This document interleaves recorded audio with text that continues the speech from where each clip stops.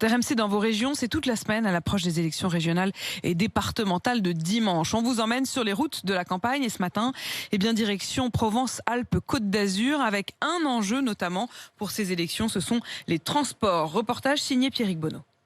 Comme chaque jour, Louise prend le TER Marseille-Nice de 16h27 pour rentrer du travail. Et pour une fois, elle trouve une place assise. Ce matin, ça grognait parce qu'on nous demande de respecter les gestes barrières. Tout le monde était collé les uns aux autres jusque dans les couloirs. C'est hyper chiant parce qu'en fait, on se regarde tous les uns les autres et c'est assez tendu. Car il y a seulement 8 liaisons par jour entre Marseille et Nice pour 7000 voyageurs.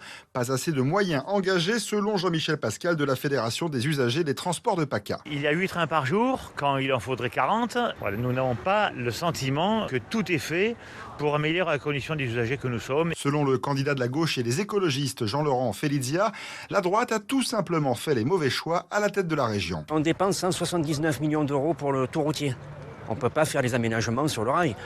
Donc il y a un choix de politique, il y a un choix de vie.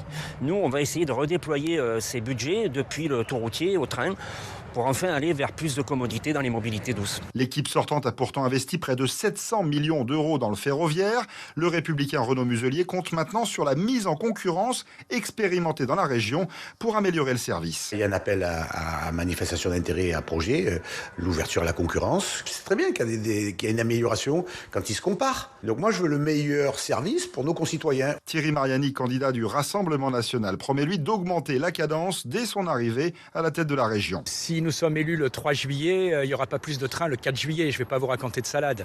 Mais notre objectif, c'est d'arriver dans les 6 mois en liaison avec l'opérateur du moment, qui sera toujours la SNCF, de faire en sorte que les passagers s'entassent plus aux heures de pointe et qu'il y ait un peu plus de trains. Le candidat RN à l'origine d'une proposition qui agite la campagne, la création d'une police ferroviaire régionale armée pour lutter contre les incivilités à bord des trains.